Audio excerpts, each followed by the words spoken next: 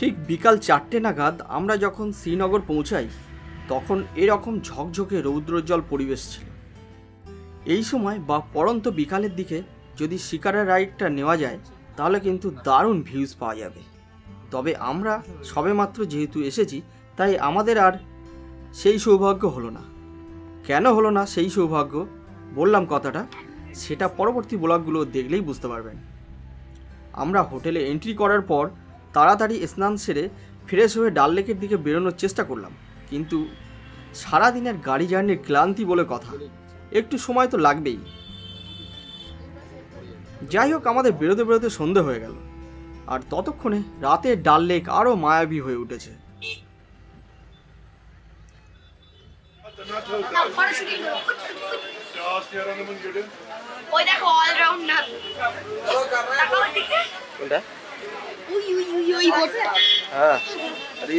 বরফ লাগালে নাকি?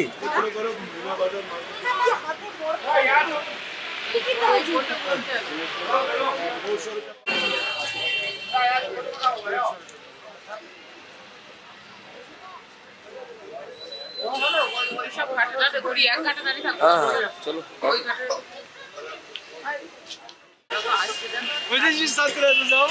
তো আজকে আমরা ডাল লেকে চলে এসেছি।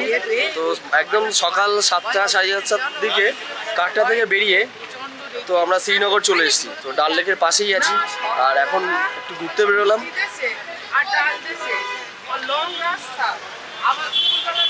তো এখন যেহেতু এসেছিলাম বিকালে, জাস্ট সূর্য ডোবার আগে এসেছিলাম, তো তখন রাইডিংটা নিতে পারলে খুব ভালো হতো। তো এখন তো রাত হয়ে গেছে, এখন 8:30 বাজে, তো অন্ধকার হয়ে গেছে। লাইটিং খুব ভালো আছে, বাট এখন আর কি এটা নেওয়া যাবে না।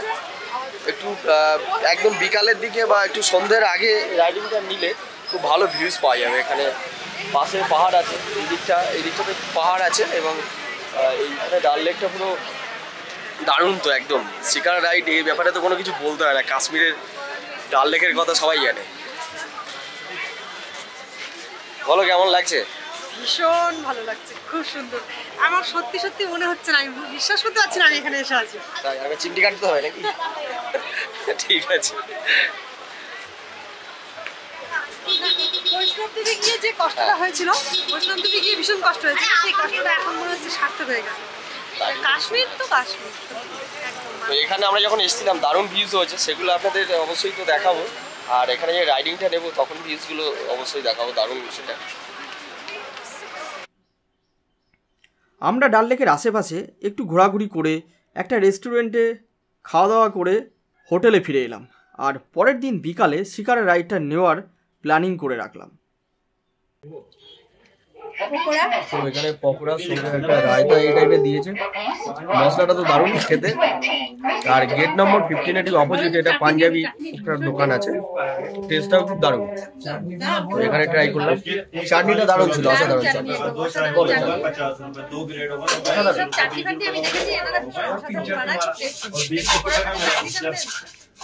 ভিডিওটা এখানেই শেষ করছি। যদি ভিডিওটা ভালো লাগে তাহলে অবশ্যই কিন্তু সাবস্ক্রাইব করে পাশে থাকবেন। আর পরবর্তী ব্লগ খুব তাড়াতাড়ি আসছে, কাশ্মীরের ব্লগগুলো খুব তাড়াতাড়ি বাকি ব্লগগুলোকে কিন্তু আপলোড করে দেবো। তো যারা কাশ্মীরের ব্লগ দেখতে ইচ্ছুক তারা কিন্তু অবশ্যই সাবস্ক্রাইব করে নোটিফিকেশান অন করে কিন্তু অবশ্যই রাখবেন। আর অলরেডি যদি সাবস্ক্রাইব করে থাকেন তো অনেক অনেক ধন্যবাদ। দেখা হবে পরের ব্লগে, ততদিন ভালো থাকুন, সুস্থ থাকুন এবং সবাইকে সুস্থ রাখুন।